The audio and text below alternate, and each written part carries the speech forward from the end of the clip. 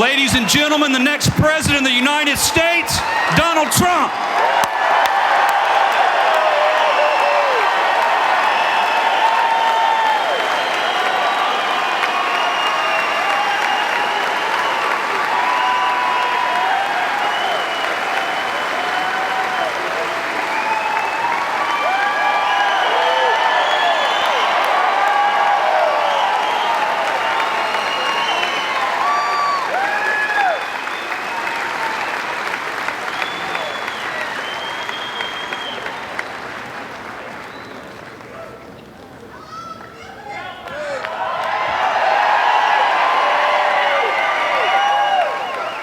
Thank you very much. This is amazing. I did not know that. I knew I was doing well, but I did not know that. And I've been a member for a long time, and my boys are members, and they're much better shooters than I am. I'll tell you, they know more about guns than any. I don't know, there might be 2 or 3 people in this room, but believe it or not, not many.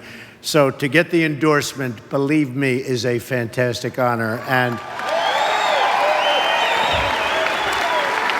And I just said to Wayne and I just said to Chris, I will not let you down. Remember that. I will not let you down. And, you know, I wrote a few remarks and I'm going to actually read them because we go into a little detail, but I will tell you that Hillary Clinton, and you know I call her Crooked Hillary because all you have to do is read any newspaper you want. But Hillary Clinton wants to abolish the Second Amendment. Just remember that. We're not talking about change it. She wants to abolish the Second Amendment. So we're not going to let that happen. I can tell you that right now. We're going to preserve it. We're going to cherish it. We're going to take care of it. Okay?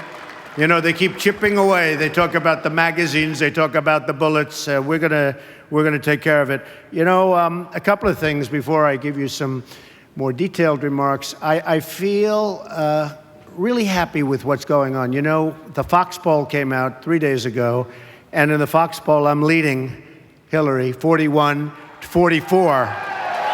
44. And last night, Rasmussen, which is a highly respected poll, came out. Trump 42, Crooked Hillary Clinton 37. So we're doing well. Now, with all that, we have a long way to go. But if you get every one of your friends to go vote, because there's a big difference. You know, on a lot of the things, there's a difference, and some are subtle, some are big. And by the way, we're in Kentucky. We're going to put the miners back to work before I forget about that. We're going to put the miners. We just left, and I also won Kentucky, so I love Kentucky. I used to work in Cincinnati. For 2 summers, I worked in Cincinnati doing a job with my father, and I loved Cincinnati, and I'd come over the line and I'd be in Kentucky. You'd be surprised how much I know about Kentucky. But it's an amazing place. But I said when I won New York, because we won New York in a landslide, and then Pennsylvania and Maryland, and we won everything. We were winning everything. We won Connecticut, Delaware, Rhode Island. And then we went to West Virginia, and boy, did I win. Did we do well in West Virginia? Wow. But all landslides. We won in all of the states I mentioned and more. Every single county in every single state. That's called a victory. And we won by massive percentages in the 60s and some in the 70s. And then, of course, we went to Indiana. As you know, that was going to be the firewall for the other side. And it turned out to be a massive victory for us again. It didn't hurt that Bobby Knight came out and said, I want Trump to win. That didn't hurt.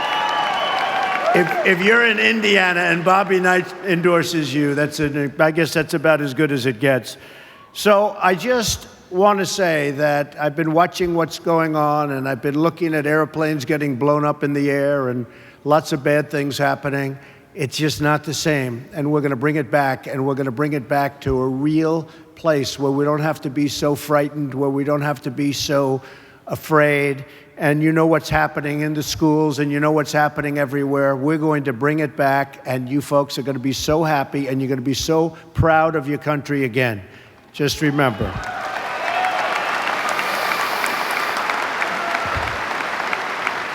Bernie Sanders, who I'm sure you all love, he did say one thing that was very interesting. He said that Hillary Clinton is unqualified to be the president of the United States.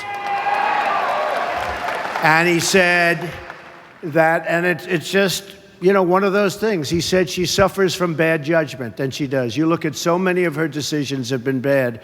So I think we're going to do really, really well, and I look forward to it. I actually look very forward to the debates. I've loved the debates. I don't know. I never debated before, and all of a sudden I have all these debates, and that was a big question mark in my mind. I mean, how will I do in debates? I'm debating people that were on their national debating teams and all of these top debaters, but they never had people interrupting them every other word they'd say. You're a liar, and they're trying to speak and they can't speak. You would have done the same. I know a lot of the audience, you would have done the same. So I just want to give this, and I want to really, it's so important to me. I wrote it down, and again, my sons have been members of the NRA for many, many years, and they're incredible. They have so many rifles and so many guns, sometimes even I get a little bit concerned. I said, that's a lot. Okay, but I will tell you, they know so much about it, and really they're surrogates. They go around and speak, and every time they speak to a gun organization or a club, people call me and they say, you boys are great boys, and boy, do they know their business. So it's one of those things, and that's the way we want it. And, you know, I mention so often, we talk about Paris, or we talk about San Bernardino, and nobody had guns. You know, Paris is probably in the world the toughest place to have a gun. The toughest. France generally, but Paris in particular. And when these thugs walked in, thugs, you know, the press used to call them masterminds, right? The mastermind. We're looking, I said, that's why people are joining. That's why they're coming in, because they're using the word mastermind. Not mastermind, thugs. In fact, I called him the guy with the dirty cap. Remember the white cap? And it was filthy dirty. This was the mastermind. And actually, the press has stopped using the term.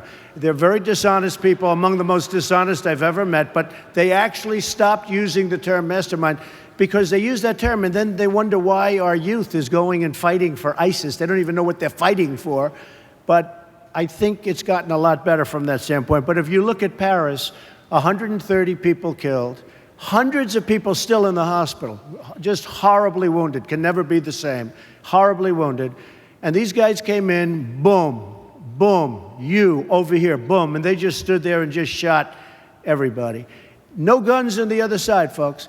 If you would have had guns on the other side, if I took a couple of these folks in here, some especially wearing the red caps, Make America Great Again, I promise there wouldn't have been 130 people killed and hundreds of people lying in the hospital to this day. It might not have happened, because if they knew there were guns in the room, it might not have happened.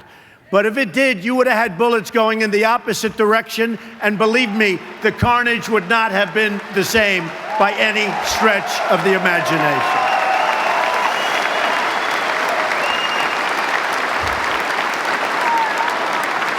And I tell the same story on San Bernardino. Here's two people. I guess she radicalized him. Who knows? Who knows? It's a mess. We're in a mess, folks, a mess. Radical Islamic terrorism. We have a president, doesn't mention the words, doesn't want to talk about it. And if you don't want to talk about it, you're never going to solve a very big problem. And we're talking a worldwide problem. We're not talking here. We're not talking Kentucky. We're talking all over the world. This is a problem. And we have a president doesn't want to mention the name. You have San Bernardino, 14 people. They worked with these two. They worked with them. They gave them a baby shower. They had a baby. The people they worked with gave them a baby shower. They walked in, no guns on the other side. They had the guns, and they killed 14 people, many wounded, many in the hospital to this day, but they wounded many. But they killed 14 of their coworkers, and the coworkers thought they were friends.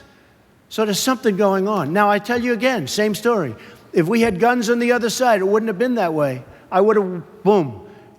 If we had guns on the other side, it wouldn't have been that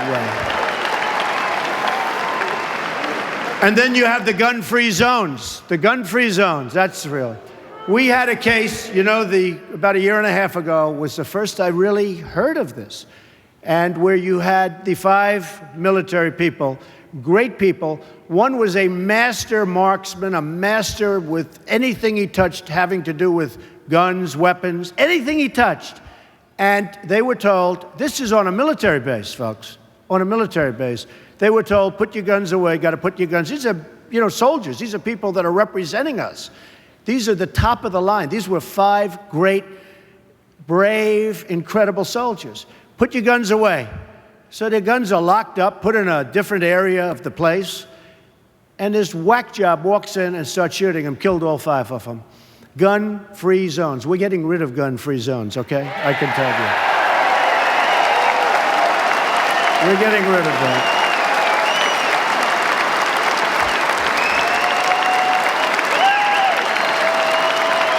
Thank you. Thank you. That wasn't part of my speech. I must be honest with you. I don't know. Maybe I shouldn't read you what I have here. But in fact, if I would have known teleprompters, I would have used them. I've started to use them a little bit. They're not bad. You never get yourself in trouble when you use a teleprompter. You know, the problem is it's too easy. We have a president who uses teleprompters. It's too easy. We should have non-teleprompter speeches only when you're running for president. You find out about people. The other way, you don't find out about anybody. So, the Second Amendment is under a threat like never before. Crooked Hillary Clinton is the most anti-gun, anti-Second Amendment candidate ever to run for office. And as I said before, she wants to abolish the Second Amendment. She wants to take your guns away. She wants to abolish. Just remember that. The NRA and the late hero, and he was a great guy, Charlton Heston, who many of you knew. I met him a few times. He was an incredible guy. Did battle with the Clintons to protect our Second Amendment. The NRA has led the fight time and time again to protect our fundamental freedoms. This is an amazing group. I'll tell you, Chris and Wayne and all of the people, and I've gotten to know a lot of these are incredible people, and they really believe. This isn't like a job. They really, really believe. And we're all lucky to have people like that, I will tell you. Really lucky. Of course, if they didn't endorse me, maybe I wouldn't say that. I would. Hillary Clinton wants to reverse the Supreme Court decision, D.C. versus Heller, upholding the right to keep and bear arms. Hillary said the Supreme Court is wrong on the Second Amendment. That's bad. That's like what she said about the miners. We're going to put the miners and the mines out of business. Then she goes, right? Then she goes to, oh, boy, I'll tell you, West Virginia, how would they? I hate to say I won Kentucky, but I won West Virginia by even more. But of course, she made that statement after I had already won Kentucky. We're going to win them all. We're going to win them all. We're going to win them all. If Hillary gets to appoint her judges, and this is really important. Look, defense is number one. We have to protect our country. Defense, economy is important. Everything's important. But without defense, we don't have a country. And our military, as you know, it's being decapitated. What they're doing to our military is incredible. I saw over the weekend a documentary on our great airmen. And these are people that are flying our jets, and they're running out of parts for our fighter jets. And these are fighter pilots. These are incredible men. And they're going to junkyards, plane graveyards, they call them, where the planes are. They're graveyards where the old planes. And they're taking parts off. They're cannibalizing the planes. They're taking parts off the planes, and they're putting them onto the jets. And I'm saying, is this the United States? Why don't we have new equipment? And a man got up, great guy, looked as good or better than Tom Cruise. And you know what I'm talking about, because that was a great movie. And he said, you know what? I've been in this for 20 years, and it used to be so incredible. And now it's like a different world. The equipment, the way it's maintained, everything. It's like a different world. And I just have to say, just to interrupt what I'm going to be talking about, I have to say, we're going to make our military bigger and better and stronger than ever before, and nobody is going to push us around. Nobody.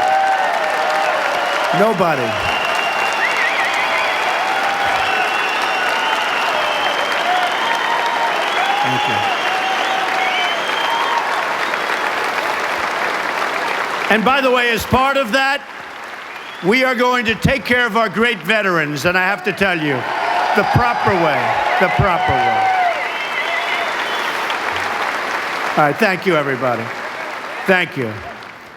If Hillary gets to appoint her judges, you know, one of the biggest and most important reasons to win this time, it's very unusual. Sometimes you get no judges to appoint. Sometimes you go for years and there's no judges. Probably there'll be a minimum. You have Scalia, who was one of the greats. Well, his position's up. Great. He was great. But you have Scalia, so you have one before you even start, assuming, and I'm sure that Mitch and the guys are going to be able to hold out. I have no doubt about it, because we don't want anybody taking that slot. But you have Scalia, and you'll probably have 3. It could be 4, and it could even be 5 judges. So I think in terms of president, and we're talking about a 4-year period, and of course we intend to be there for 8 years. But we'll make it so good in 4, you'll probably say you don't need to do it any longer, Mr. President. But I can't stress in any stronger fashion, whoever the next president is going to appoint, from 3 to 5 judges. And if it's Hillary or whoever, assuming she's allowed to run, because you know what she did with her emails is so criminal, is so dishonest, is so shocking that she shouldn't be allowed to run, but it looks like they're going to let her run. And that's okay with me, because really, I do want to run against her. I have to be honest with you. So if she gets to appoint her judges, she will, as part of it, abolish the Second Amendment. And I have to say, that would be, in my opinion, that's what she's going to go for. And it's a little like she did with the coal miners.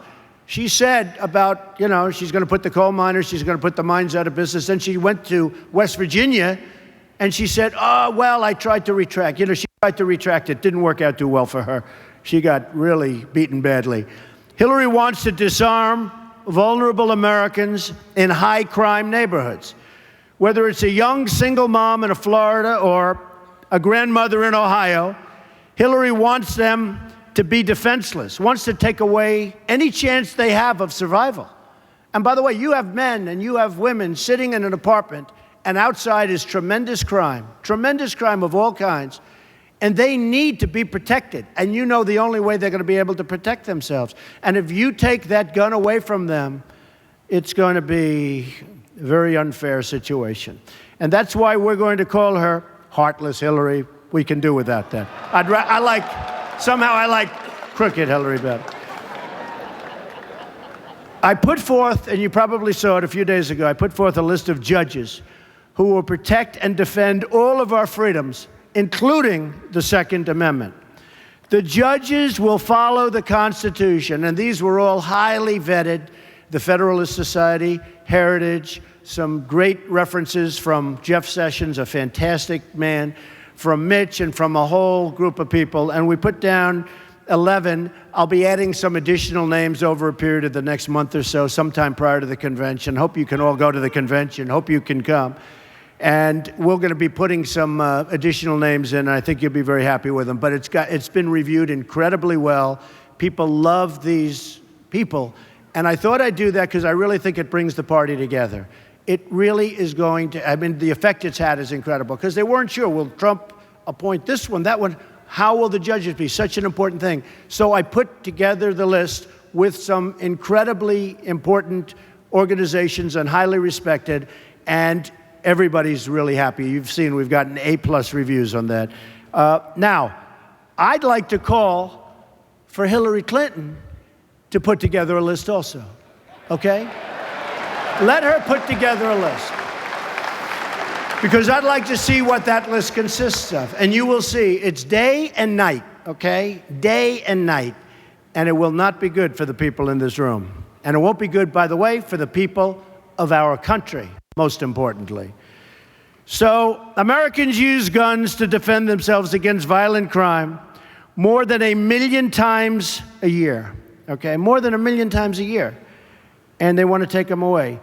Heartless hypocrites like the Clintons want to take this, and they want to get rid of guns, and yet they have bodyguards that have guns. So I think that in addition to calling for them to name judges, we'll also call them and let their bodyguards immediately disarm, okay? No, they should immediately disarm. And let's see how good they do. Let's see how they feel walking around without their guns and their bodyguards. In the meantime, nobody else can have the guns, right? President Obama tried to take the guns from law-abiding Americans, but has reduced prosecutions of violent criminals who use guns.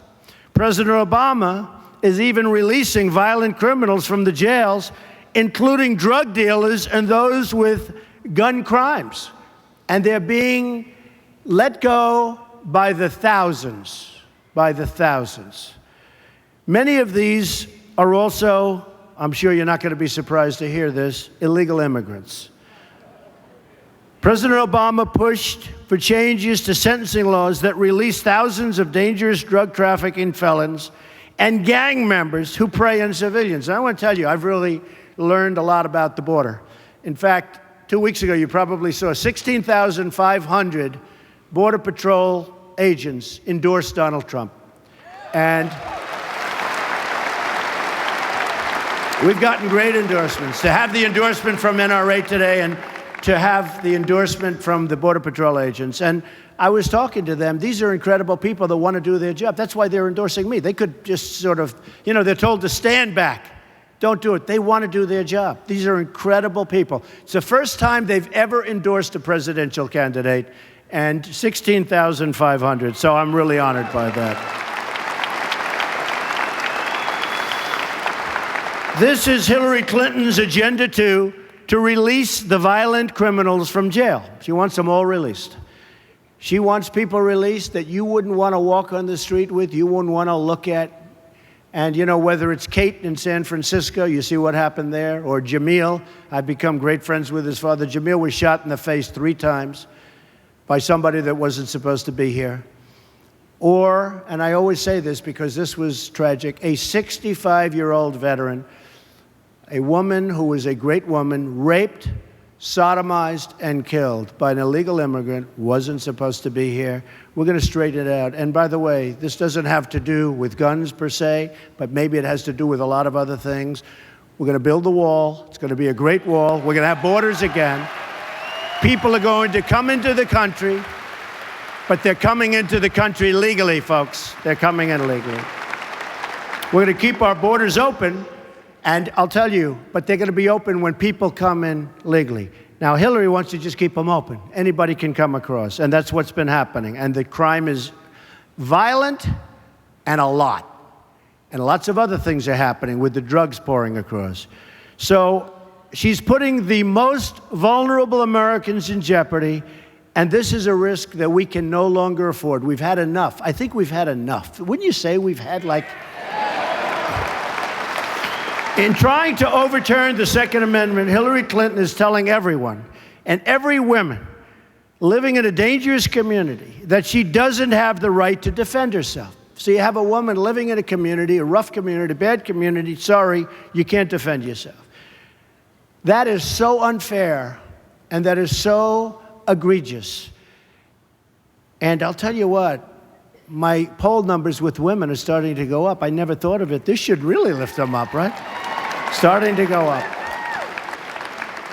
I will say, my poll numbers with men are through the roof. But I like women more than men. Come on, women, let's go. Come on. And most people know that about me. Most people know that. This is the most basic human right of all, but Hillary wants to strip it away and strip it away from women and all others. Hillary Clinton will release violent criminals from jail, more so than even Obama. She has a more open policy than Obama, if that's possible, and put innocent Americans at risk. I'm going to put criminals behind bars and guarantee that law-abiding Americans have the right to self-defense, 100%.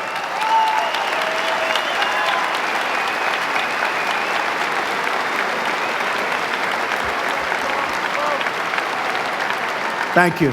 Thank you. There are 13 million right-to-carry permit holders in the United States. I happen to be one of them. In the past, nobody knows that. Boy, would I surprise somebody if they hit Trump. If I wasn't surrounded by, like, the largest group of Secret Service people, who, by the way, are fantastic people, and our police are fantastic, fantastic people. We have to give a standing ovation to our police. We have to. They are fantastic people. Amazing. They do such a great job. They are so unfairly treated. But they know, and they know how the people feel about them. Thank you. That's great. In the past 30 years, the number of right-to-carry states has gone up 7-fold. These are among the most law-abiding folks, statistically, in the entire country. So they have the right to carry. They're among the most, you know, they do statistics on everything, right? Everything. And these are among the most, in fact, they're like at the top of the list. In Florida, for example, they've issued more than 3 million concealed carry permits in the past 30 years. Only 168 have been revoked. That's 0.006%. So very, very few, and just no difficulty. Hillary wants to go into the opposite direction. She said that President Obama didn't go far enough when he executed this order, when he signed this order, and he's not going far enough. He's gone so far, he's gone too far, we're going to stop it. And we will unsign lots of different things, including some of those terrible executive orders. Believe me, they're going to be unsigned so fast, they'll be unsigned the first hour that I'm in office, in the first hour that I'm in office.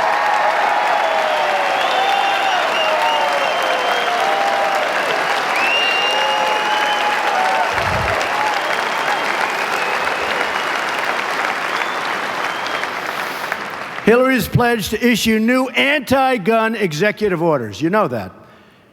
This is the behavior, I mean, you could say of a dictator. This is the behavior of somebody, frankly, I think, that doesn't know what she's doing. She's not equipped to be president in so many different ways. But this is the thinking of a person that is not equipped to be the president of the United States. Believe me, she doesn't understand it. Bad judgment. We talk about it. She's got bad judgment. You know where it came from. Came from me. It also came from her current opponent, who's doing pretty well. I'll tell you, you talk about a rigged system. He wins every week, and he keeps losing. I think Bernie should run as an independent, okay? Let him run. I do. I would love him to run as an independent. Then it would be the three of us on stage. I love that. The Second Amendment is on the ballot in November.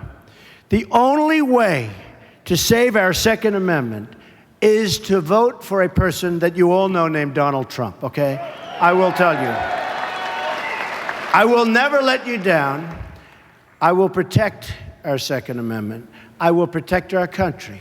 Our military will be strong. Our borders will be enforced.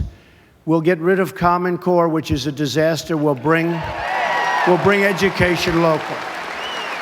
So important. Our education is a mess. We're going to get rid of Obamacare. We're going to have a great, great plan as a substitute. Obamacare is out of control. The new costs, as you know, they're going to be revealed on November 1st. They are going to be through the roof. And by the way, don't let this happen. We'll have to speak to Mitch. Obama is trying to get it delayed till after the election. The new cost will be revealed on November 1st, unless he gets it changed, and we don't want that to happen. They will be so astronomical, and it'll show what a total failure and disaster Obamacare is. We will repeal it, and we will replace it with something great, okay? Believe me. We're going to have strong borders, and we're going to make the greatest trade deals. Every country worldwide, every country in the world is ripping off our great country like we're children, like taking candy from a baby. Our trade deals will be renegotiated. We won't be having trade deficits of $500 billion a year with China anymore, folks. They won't be taking our jobs out of here and Kentucky and lots of other places, every place. They won't be taking our jobs and bringing them into Mexico, like with Nabisco, where they leave Chicago, moving to Mexico, and so many other countries, companies, Carrier. You take a look at Carrier Air Conditioner, just left Indiana. They're leaving Indiana, they're moving to Mexico. That's not happening with me, because when they make their air conditioners and they sell them across our now very strong border, believe me, they're going to pay a tax and they're going to say, we're not moving to Mexico anymore. It's so simple. It's so simple. So we're going to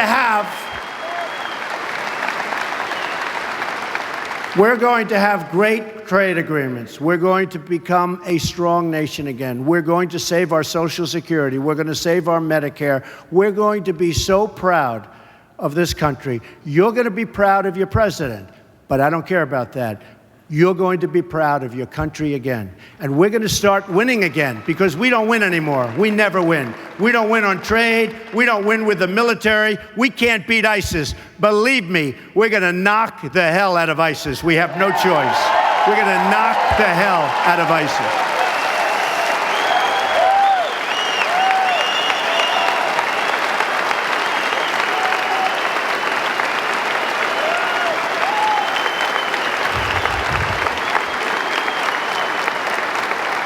So we are going to start winning again.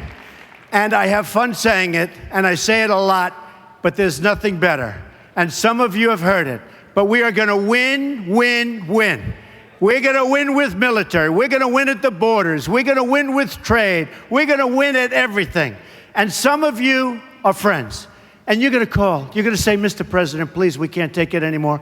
We can't win anymore like this. Mr. President, you're driving us crazy. You're winning too much. Please, Mr. President, not so much. And I'm going to say, I'm sorry. We're going to keep winning, because we are going to make America great again. Thank you. We love you. Thank you. Thank you, everybody. Thank you, Kentucky. Thank you, everybody. Thank you.